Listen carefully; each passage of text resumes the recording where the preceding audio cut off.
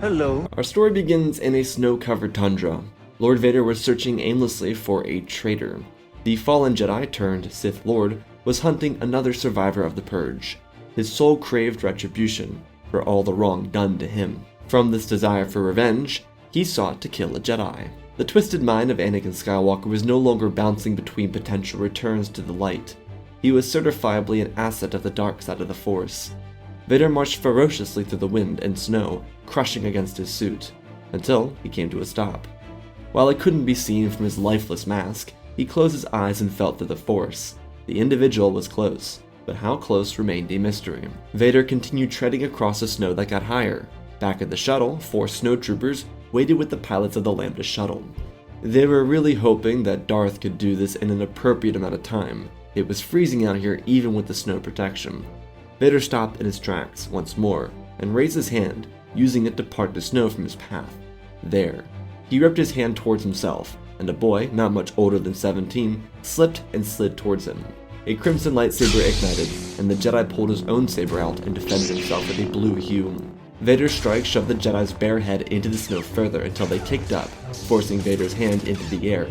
He beat down again as the Jedi spun themselves around, slipping in the snow but avoiding the strike. In their mind, this was their chance to save themselves and destroy the Sith Lord. They could do both, hopefully. They readied their blade and charged him. Vader eyed the Jedi's movements. Without moving his feet, with a single hand, he parried the young attacker. Their weapons shrieked over the soundless snowscape. Vader enjoyed the challenge, backing away and planting his boots firmly with each step. The Jedi used the Force to throw snow as a diversion, but Vader only let it bounce off his body. He parried the young Jedi, then deflected their strike into the ground, and when they turned around, they jumped, swinging up and trying to kill with another strike. Vader sidestepped and beat down with his blade, telling the young Jedi that he would die braver than most. Before a rebuttal could come from them, they felt warmth encompass their chest, and Vader seamlessly cut through the defense, planting a blow directly into their heart. Vader pulled their saber from their hand, and watched their glowingly lifeless stare fall backwards into the snow, a final resting place. Vader nearly turned back towards the starship, but he stopped, and looked to where the young Jedi came from. He could see individuals heading his way. The snow was getting thicker, and this left the Sith apprentice confused. There was no reason for any other Jedi to be out here unless, perhaps, these were people trying to hunt that individual down too. Vader's saber hung idly by his side, and he let the crimson glow identify himself. There were 5, maybe 6 figures that stopped in their tracks, raising semi-barbaric weapons.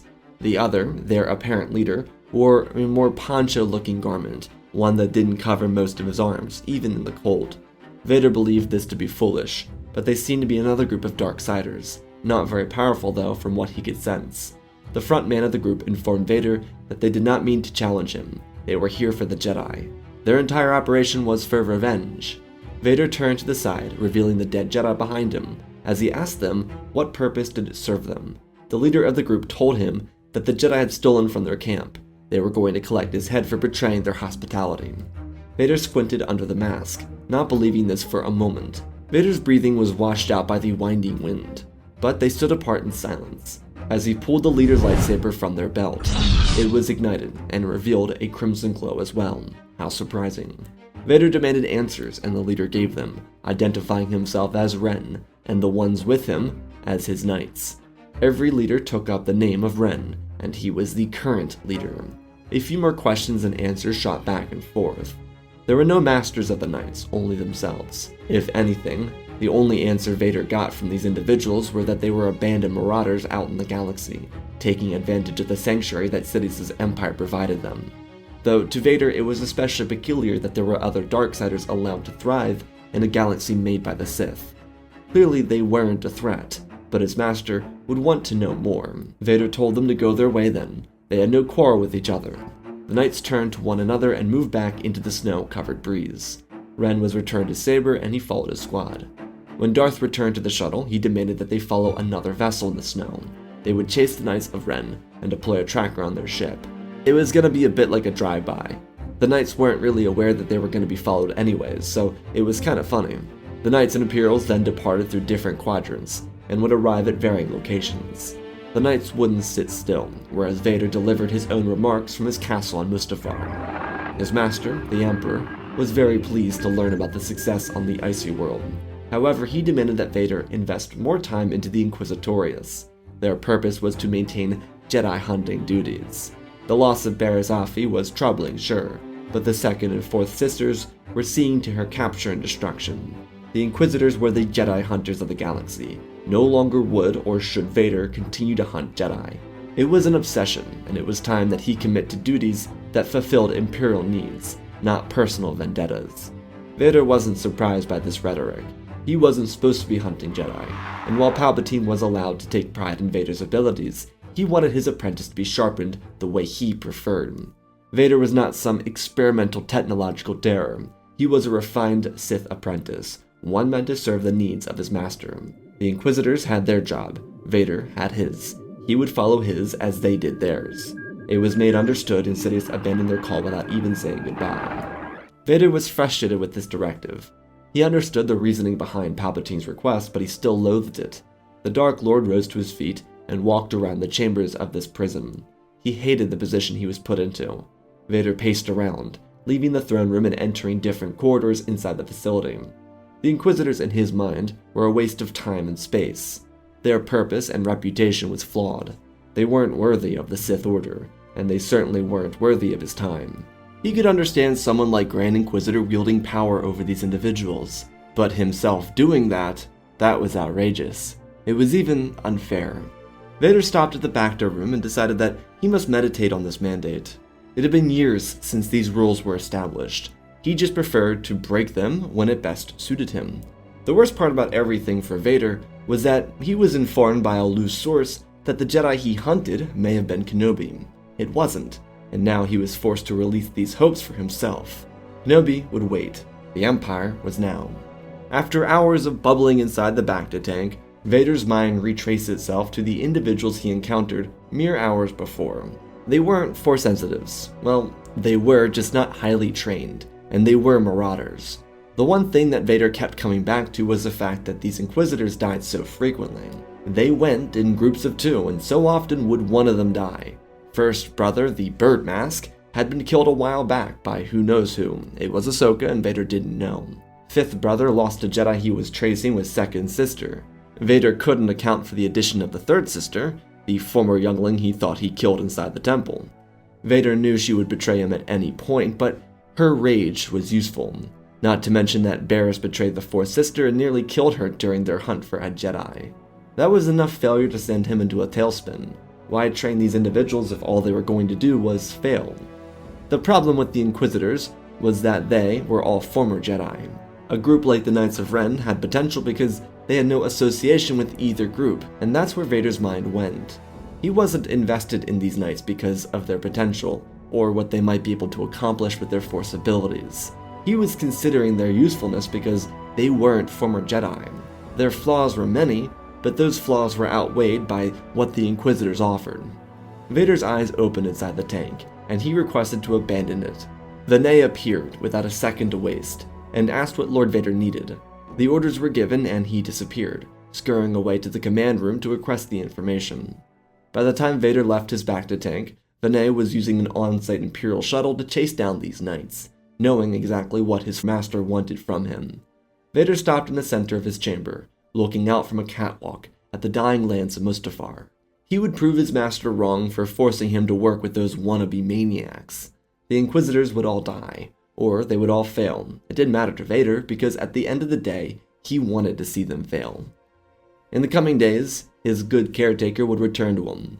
Vinay would come home with pride, informing his lord that they had a great unit joining them. At this, the Dark Lord would turn to see and greet the Knights of Ren.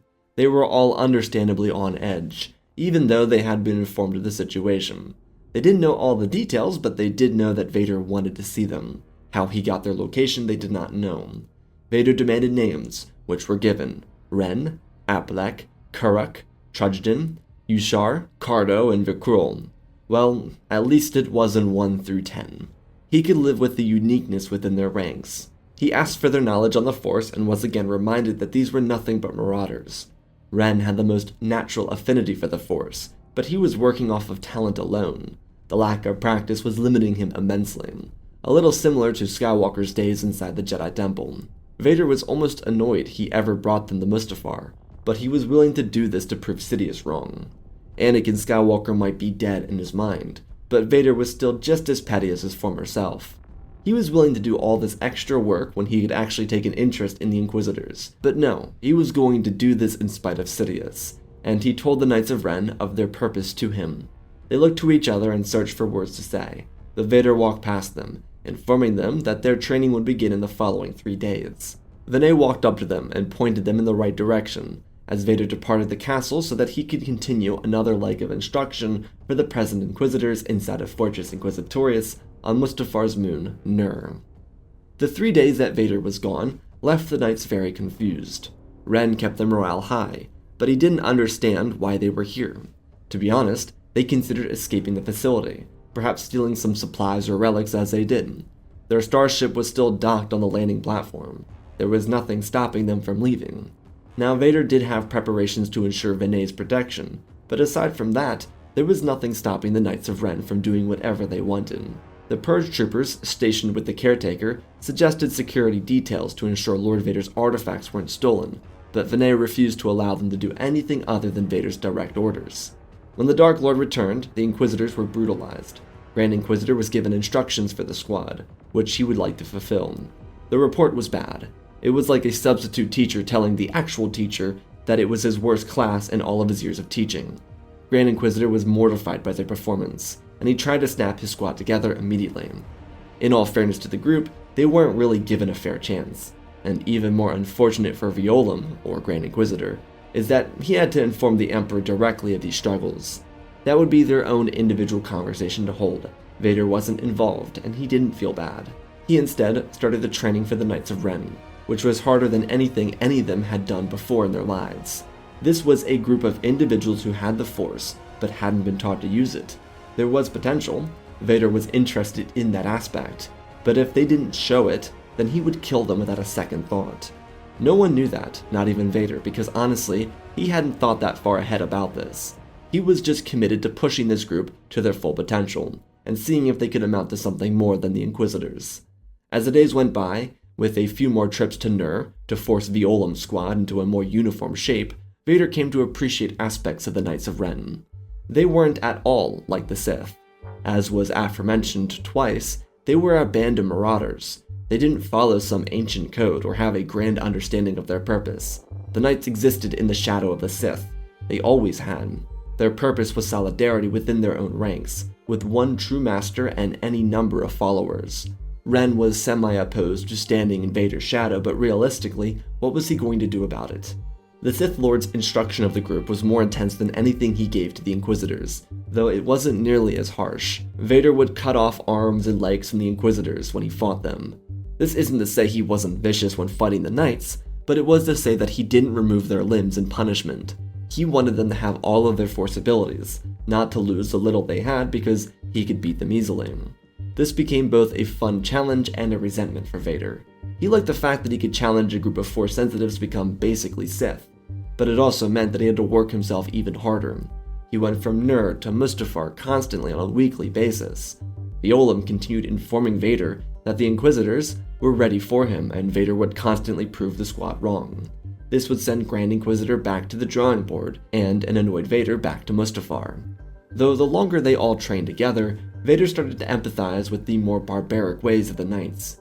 He didn't care for the marauding behavior. Rather, he was fascinated in the concept of a group of Force sensitives that didn't follow a true religion. They used the Force for their own gain, and that was it. Very quickly, the power dynamic in the group shifted, and with this, Vader took his squad of Knights away from Mustafar. When daylight broke on a small world situated between two black holes, Lord Vader's Lambda shuttle planted itself down. The Sith Lord stepped out, and the Knights followed him. In front of them was a village belonging to the people of Doran. Inside, they would find a group of sages known as the Baron Dome. Their instructions were simple: leave no survivors. Ren activated his lightsaber and stormed forward, with the other Knights following right behind him as they made their approach. Within minutes, Keldor people were screaming. The prideful race that gave the Jedi warriors like Plo and Sha Kun, Ethia Pan, Nas Daral, and many more were left defenseless amid this assault. Vader watched explosions billow out of the town, with many of his people running away in fear. The Sith Lord approached it, and watched the knights exhibit many forms of the Force, all of which having been taught by him. Most of it was basic telekinesis or Force chokes, but one impressed him the most. The Krull ripped his hand outwards, releasing bursts of electricity into a Keldor family, eviscerating them in moments. The Sith Lord turned towards Ren, who drove his weapon through a door to the sage's home. He spun the weapon around the door and pushed it down with a swift kick. Aplek, Cardo, and Ren rushed in, slinging their weapons to the Barrando sages. Vader watched some more opponents offer contention. He watched the other knights rally with each other, using their metallic weapons to slice through civilians and guards alike, forcing them to die out of asphyxiation or simply bleeding to death. Vader raised his hand to block shots fired at him, before he whipped his lightsaber down a corridor between buildings, killing a couple more guardsmen. The knights weren't finished yet, as they went to slaughter the rest of the village. Their work here today would be more than punishing for the population of Dorum. The Barrando sages left an important mark on their civilization, protecting them from the vast and powerful storms that this planet created. Being that they were situated between two black holes, they had some feisty weather patterns, and now without the Barrando sages or their homes to protect them, the people would all be killed by the elements. This was basically a planet-wide genocide. The knights, though, gathered up the crystals Vader requested them to grab. Many were necklaces worn by the sages, and each of them were kyber crystals. Vader knew that acquiring these through conventional methods of killing a Jedi wouldn't work with the knights. There weren't too many survivors left. This inversely offered them a chance to gather what they needed before beginning their own training with kyber-powered weapons. Ren would now watch his squad grow in strength. They would not receive new lightsabers. Their current weapons would be modified to operate like a traditional lightsaber.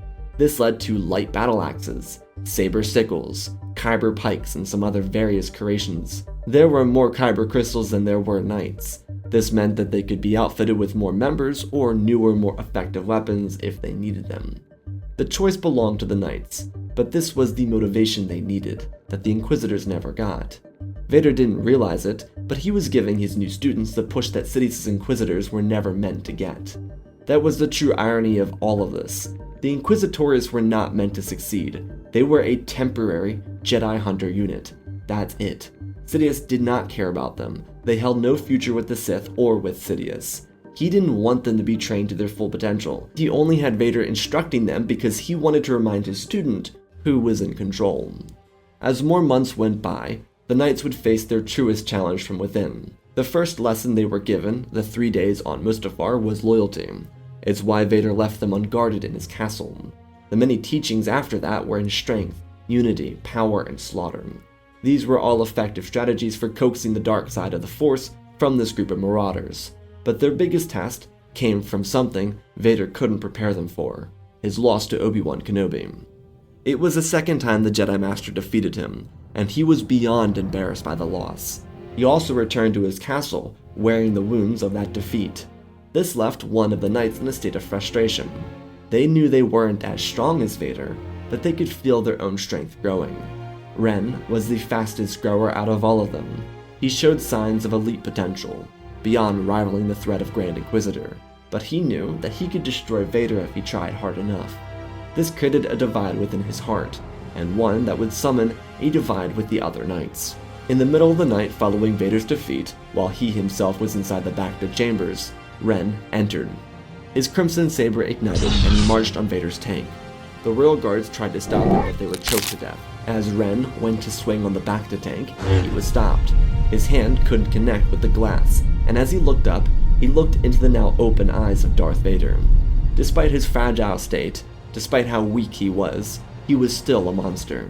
Vader shoved Ren backwards as the leader of the Knights of Ren spun himself forward, slamming down into the Bacta tank after Vader missed another force push. The tank itself bursted open and sent Vader tumbling backwards, soaking wet onto the floor. He raised one of his arms and stopped Ren from killing him. The commotion awoke the other knights, as Vader used the Force to slowly assemble himself while keeping Ren at bay. He was also forced to hold his breath the longer this ordeal went on.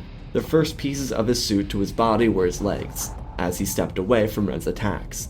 Next came his arms, which were able to stop Ren by batting his swings away with force pushes that were more precise. The Sith Lord still lacked his breathing apparatus though, and his world started to go blurry, but he believed he could push through this. His saber ignited as purge troopers rushed to stop the attacking knight. but Vader withheld them from acting. He knew the other knights were now watching, which they were. Their loyalty would be fully tested here, and if Vader wanted this experiment to go right, he needed them to watch this. In this form, Vader resembled Magnus, a body covered in thick armor with a protruding pale head. He slung his saber down into Ren's defense, using the Force to keep himself alive. As they continued fighting, Vader caught Ren in a slam. Their weapons hissed at each other, and Vader with all of his strength shoved Ren off of his feet into the ground. With the pull of his hand, his helmet slid onto his head, and Vader breathed in that sweet oxygen. As Ren looked up, glass from the broken bacta tank floated around his body. He couldn't move. Vader turned towards the knights and told them to prove their loyalty. Prove to him that he shouldn't execute each and every single one of them. The glass remained above Ren's body, and he tried to get up, but like thin daggers they pressed themselves into his bare skin. Blood started to slip out into the air from different pores on Ren's body, as the other knights planted themselves between Vader and Ren. They then started swinging on their master. Ren cried out in terror as lightsaber marks started to scar his skin. Vader dropped the glass, and they ripped Ren from his feet and pulled him away, removing his arms in the process. The knights weren't finished yet, as they were going to follow Vader's commands. They brought their leader out to the lava banks beside the castle, and threw their fearless leader down into the embankment. Ren was consumed by lava, as Skywalker once was nearly a full decade before. Ren cried out in agony and in terror, as the knights and soon after Vader watched in enjoyment. They could see that he had failed himself, and betrayed all of them. For Vader this was euphoric, similar to his experience with burning Obi-Wan mere days beforehand. The loss to Obi-Wan was brutal, but burning Kenobi was worth everything to Vader. Ren would burn to death. Unlike his new, betrayed master, he didn't have the strength to survive the burning. His hatred was fused with realization, and that realization costed him everything. His body would be swallowed by the river, and disappear into air particles. The rest of the knights would return to the castle, where Vader would praise them for their loyalty, and reward no one with the new rank of Ren. It was a dead title to them. They were now an order of Vader, nothing less, nothing more.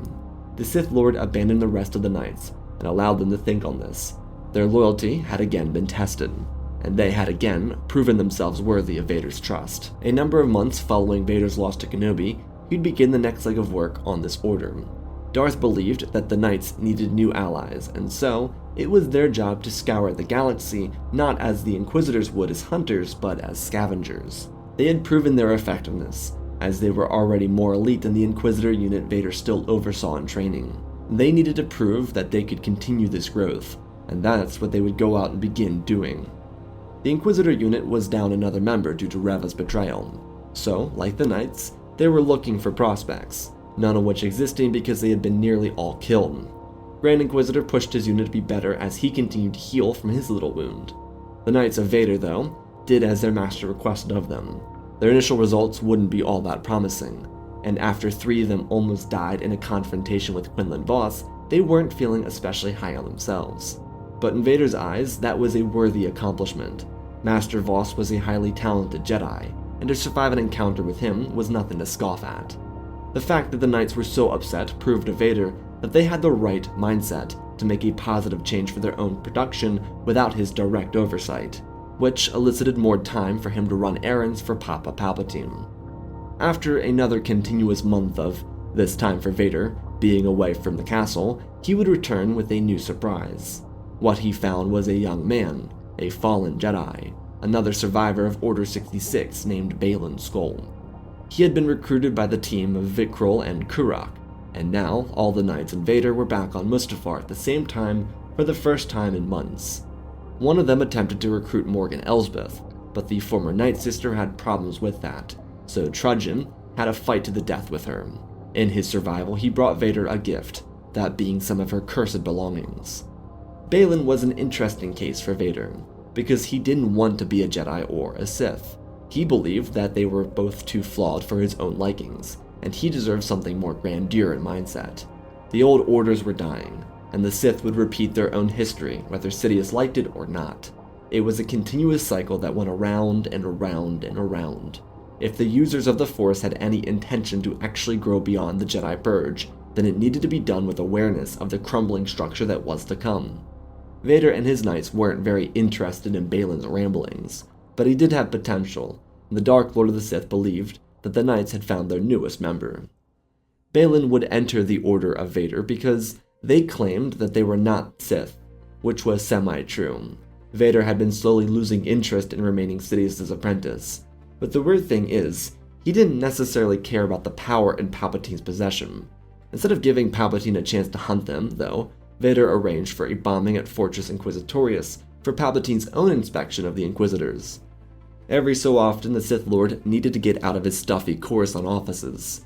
He was coming to Nur to see the Inquisitors in action. He would arrive before Vader's scheduled arrival, because he wished to speak with Grand Inquisitor about Lord Vader's interest in the Inquisitor unit in person. The Knights were given free access to the facility when Vader was training the Inquisitors earlier in the week, and thus the mines were detonated, killing off about half the Inquisitor unit, thousands of Imperial personnel, and killing the unsuspecting Emperor.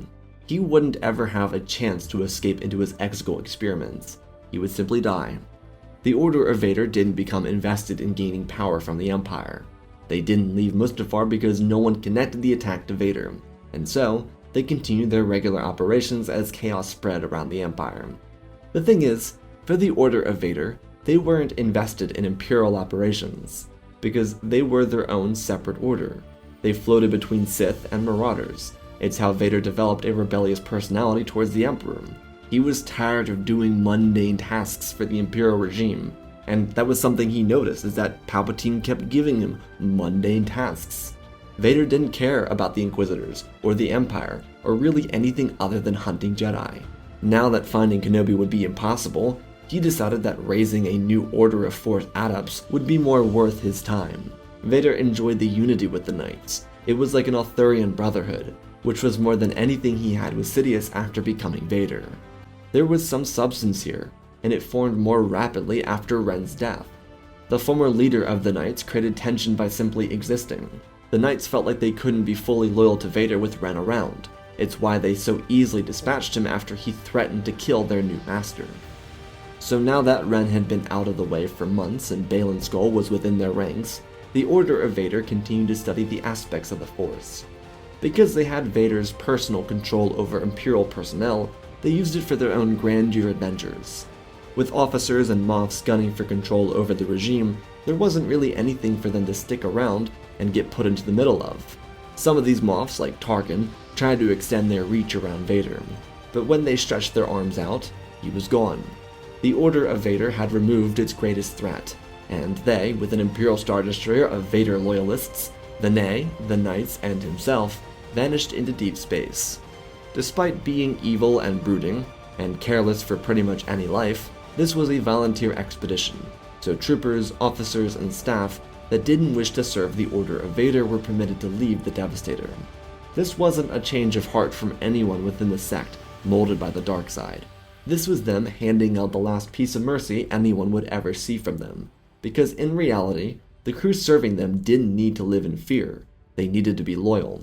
Forcing fear on the staff of the ship wouldn't do this new order any good, and Vader knew that. They now, with a ship filled with enough personnel to transport them, left Imperial territory for the unknown regions. This was not an expedition for Sith artifacts or Sith worlds. It was just a random direction they picked and they went. The Order of Vader was subservient to the Dark Lord.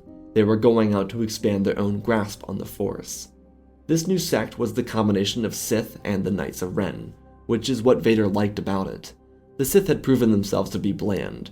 Everyone is power obsessed. That doesn't make the Sith special, because everyone, other than the Jedi, wanted power. But heck, even Palpatine said that the Jedi craved it, so who cares? Point being, that Vader wanted to set this path up for adventure. This wasn't unadulterated fun, this was their new beginning. Vader, more than anyone else present, was tired of the constant state of the Sith. His entire plan of existence, for the past decade plus, was in constant contention for greater political power, and it got boring. Vader with the Knights over the past, almost multiple years, found something to enjoy for himself. He found pride in instruction, he found purpose in life, and he realized how miserable he was in pursuit of Imperial aspirations. In all honesty, working for Palpatine felt like working for the High Council all over again. The only difference is that he was inside of a suit of armor, rather than just being a normal guy, and for Vader that was his biggest gripe. He couldn't stand the fact that he was just mandated to do mundane tasks that Purge troopers or stormtroopers or the ISB or the Inquisitors could do instead. He believed he had worth, and now with his order, he had some semblance of it. And the unknown regions, with their Star Destroyer crew, one of over 11,000 people, would remain adrift in space. There was a specific reason for their choice of direction: seclusion. There'd be many deserters from this crew. Some would survive their escape and others would be killed, because their chance to step down from service came before they left Mustafar.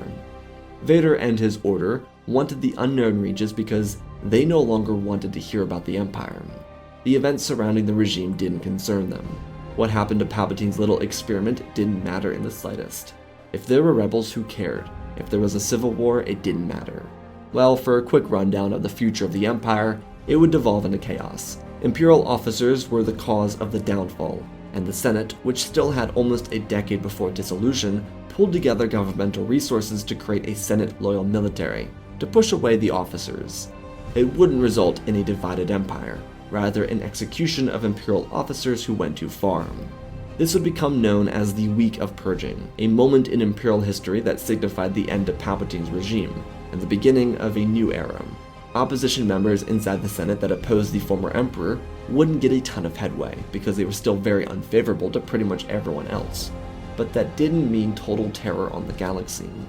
A series of documents would come up regarding the actions taken during Palpatine's rule. It would result in protests and systematic change from the government, thus stopping any need for a future rebellion. Now, for the Order of Vader, this didn't come across their minds or become their knowledge. They continued to seek their own information. By disregarding traditional aspects of both the Jedi and the Sith, they were able to combine usage of the light and the dark, granting them access to new abilities that wouldn't be tangible through either singular medium. This was their future. They were still a very cultish group, and they slaughtered populations that were seen as a threat, especially other Force users. The Skywalkers of the Chiss Ascendancy, for example, were seen as a threat in their eyes. It would lead to Thrawn abandoning his Imperial post to assist, but by the time he returned to his home, all he found were dead bodies. The Chiss people would survive, but Vader's order became a lurking threat in the unknown regions.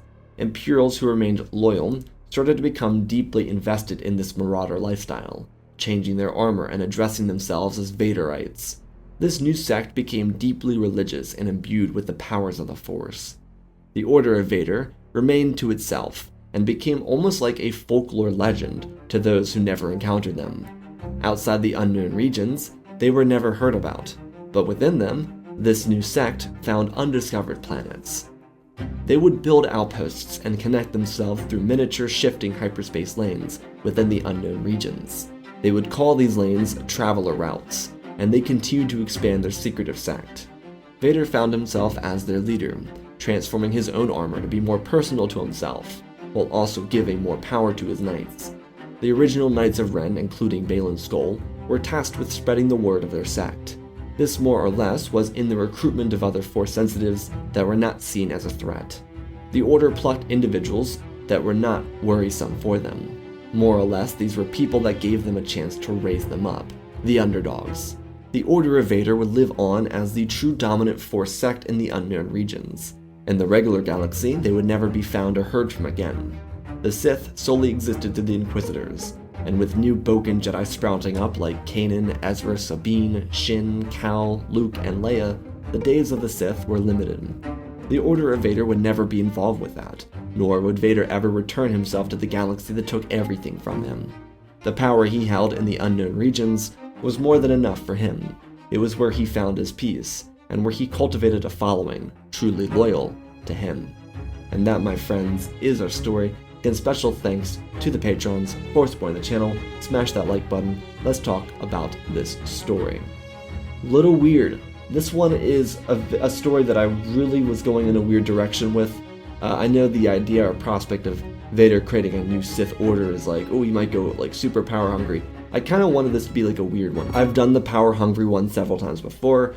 I'm sure everyone under the sun has done a power-hungry Vader before. I wanted this to be like a weird Vader. A Vader who's not looking for Luke, who's given up hope on beating Kenobi, who doesn't know his children survived. Just a guy that's like, I'm tired of working for Sidious. Like, he's just a guy that's going through the 9 to 5, and he's like, you know what if I just go off the grid? I guess that's it. I just realized that. That's kind of what's going on here. He just kind of goes off the grid. That's really kind of funny. Pairing up Vader with the Knights of Ren is obviously very unique, but I think it gives him an opportunity to compare and contrast with the Inquisitors. I really don't think Vader was all that passionate about the Sith Order. I think he was like, oh, cool, powers, but like, so what? You know, I very specifically used the contrast between the High Council and the Sith for Anakin and Vader. I think that he would start seeing Palpatine as a offshoot of the Jedi, kind of like the Jedi and the Sith are very similar, because they kind of are in all fairness. The Order of Vader ends up becoming what the Sith say they are and what the Jedi kind of aspire to be without killing people.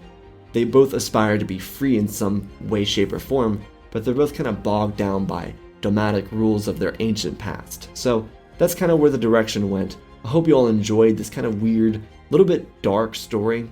I love you all, spread the love, and always remember, my friends, may the Force be with you.